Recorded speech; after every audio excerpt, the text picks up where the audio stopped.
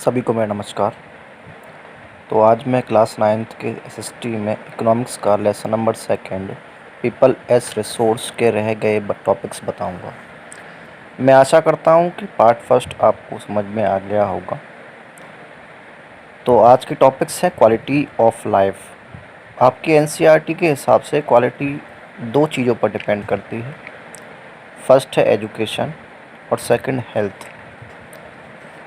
तो अगर पढ़ा लिखा इंसान होगा तो वो देश के लिए अच्छा होगा और हेल्थ भी अच्छी हुई तो क्या कहना। चलो पहले एजुकेशन की बात करते हैं। मान लो कि दो बच्चे हैं। एक बच्चा बहुत पढ़ता है और अच्छे कॉलेज से ग्रेजुएशन कर लेता है, और वहीं दूसरा बच्चा ये सोचता है कि पढ़ाई कुछ काम नहीं आती जीवन में, और 10th पास करने के बाद स्कूल छोड़ देता है। तो आप लोग सोचो कि किस बच्चे की सक्सेसफुल होने की चांसेस ज़्यादा हैं। अगर आपने सोचा है कि पहला बच्चा, तो आप बिल्कुल सही हैं, क्योंकि उसने पढ़ाई में अपना मन लगाया। तो अब आपको समझ में आया होगा कि आपके पापा मम्मी टीचर्स क्यों कहते हैं बेटा पढ़ लो पढ़ लो पढ़ लो, इसीलिए कहते हैं। तो आप सब को समझ में आ गया कि जितने ज़्यादा पढ़े लिखे लोग होंगे उतनी ही देश की तरक्की होगी। और इसके लिए हमारी गवर्नमेंट एजुकेशन के लिए क्या क्या करते हैं, मतलब efforts by government on education. First point है सर्व शिक्षा अभियान। मतलब शिक्षा सभी 6 से लेके 14 साल तक के बच्चों के लिए अनिवार्य की गई है।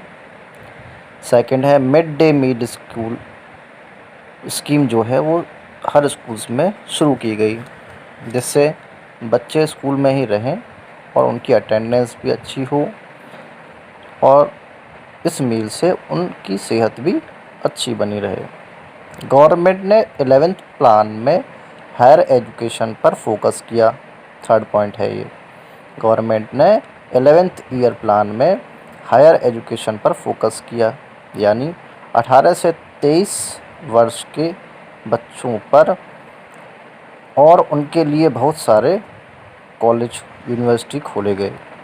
गवर्नमेंट ने next point, fourth point, government ने हर डिस्ट्रिक्ट में नवोदय विद्यालय खोले, और गर्ल्स पर ध्यान देने के लिए बहुत सारे स्कूल कॉलेजेस खोले गए जो सिर्फ गर्ल्स के लिए ही बने थे।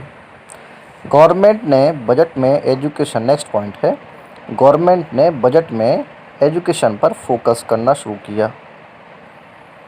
यानी 1951 में जीडीपी का सिर्फ 0.64% एजुकेशन पर खर्च होता था, जो कि 2013-14 में बढ़कर 3.3% हो गया। तो अब बात करते हैं लिटरेसी रेट कि यानी कितने प्रतिशत लोग पढ़े लिखे हैं, उसके बारे में बात करते हैं। 1951 के अंदर इंडिया में लिटरेसी रेट थी 18%, और 2011 में वो बढ़कर 74% हो गई। मेल्स का लिटरेसी रेट फीमेल से 16.6% ज़्यादा है।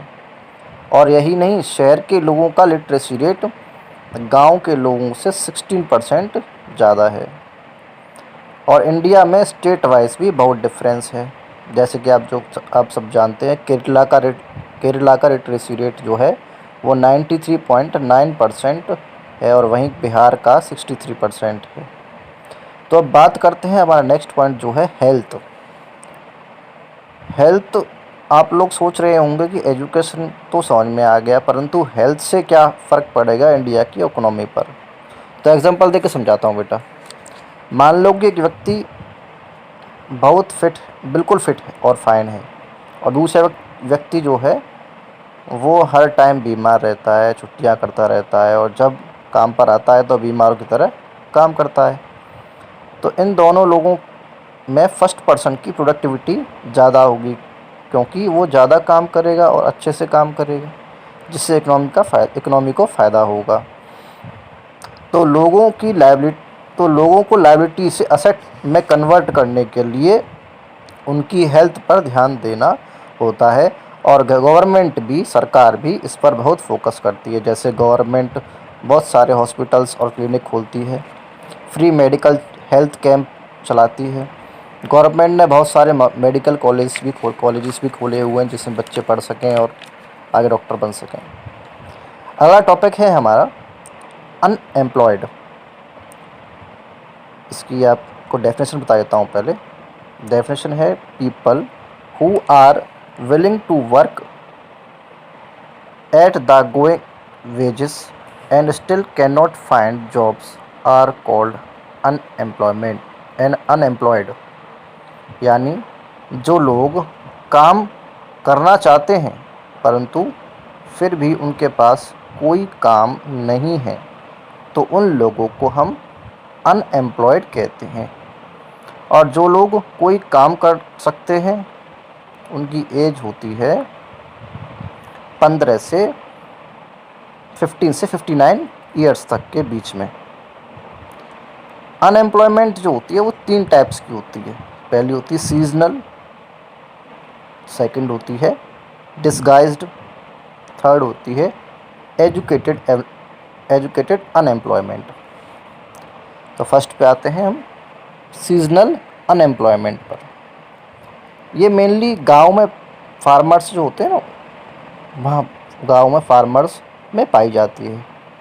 जैसे कि जब फार्मिंग का सीज़न चला जाता है तो उनके पास कोई काम नहीं होता, और जैसे ही फार्मिंग का सीज़न आ जाता है तो वो लोग वापस फार्मिंग में लग जाते हैं। सीजनल एम्प्लॉयमेंट में वो लोग साल में 3 या 4 महीने अनएम्प्लॉयड रहते हैं। इस प्रकार की एम्प्लॉयमेंट को सीजनल अनएम्प्लॉयमेंट कहा जाता है। नेक्स्ट है डिसगाइज्ड अनएम्प्लॉयमेंट। ये भी मेनली गांव में ही पाया जाता है। ये लोग दिखते तो हैं एम्प्लॉयड जैसे पर होते नहीं हैं।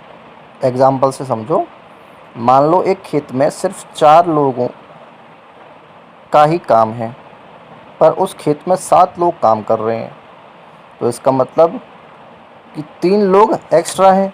तो इस केस में हम उन 3 लोगों को डिसगाइज्ड एम्प्लॉयमेंट कहेंगे। नेक्स्ट है हमारा थर्ड पॉइंट एजुकेटेड अनएम्प्लॉयमेंट, यानी पढ़े लिखे बेरोज़गार की बात करते हैं। यह लोग मेनली शहरों में पाए जाते हैं, यानी इन लोगों के पास डिग्रीज तो होती हैं परंतु जॉब नहीं लग पाती। अब कौन कौन से ऐसे प्रभाव होते हैं अनएम्प्लॉयमेंट के, वो ध्यान से सुने। ये लास्ट टॉपिक है हमारा इसका। Effects of unemployment. First point है अनएम्प्लॉयमेंट से ह्यूमन कैपिटल और मैन पावर वेस्ट होती है। अनएम्प्लॉयमेंट से human capital and man power waste होती है। सेकंड पॉइंट, यूथ जो होता है यानी युवा पीढ़ी जो है अपने आप को बेकार समझने लगता है और वो होपलेस हो जाता है, और बहुत सारे लोग तो डिप्रेशन में भी आ जाते हैं। थर्ड पॉइंट है अनएम्प्लॉयमेंट की वजह से वो लोग दूसरों के सहारे से जीते हैं जो एम्प्लॉयड होते हैं। यानी कि जैसे मान लो कोई घर में कमाऊ व्यक्ति है जो कमाता है, और जो नहीं कमाते हैं वो उस पर डिपेंड रहेंगे कि वो जब आएंगे पैसे देंगे या कुछ भी करेंगे तभी हम कुछ लेके आएंगे, तो यार उनके ऊपर निर्भर रहते हैं। फोर्थ पॉइंट है अनएम्प्लॉयमेंट से यूथ जो है इल्लीगल कामों में जाने को मजबूर हो जाता है और सोसाइटी में क्राइम बढ़ जाता है। और लास्ट पॉइंट है अनएम्प्लॉयमेंट के कारण से लोगों को वो काम करने पड़ते हैं जो वो नहीं करना चाहते हैं।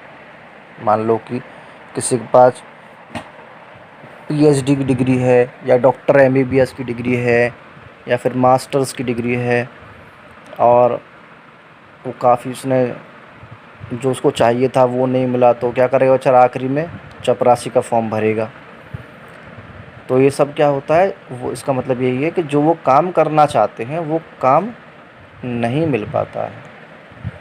तो मैं आशा करता हूँ ये सारा चैप्टर कंप्लीट होता है यहाँ पर। मैं आशा करता हूँ कि आपको ये सारा चैप्टर समझ में आया होगा, और जो भी कोई बेटा क्वेरी हो आपको, आप मुझे कमेंट में या फिर आपका एक ग्रुप बना हुआ है, उस ग्रुप में मैसेज करके बताइए। और आप लोग कमेंट नहीं कर रहे हैं कि आपको वीडियो कैसी लग रही हैं, एक काम कीजिए। धन्यवाद।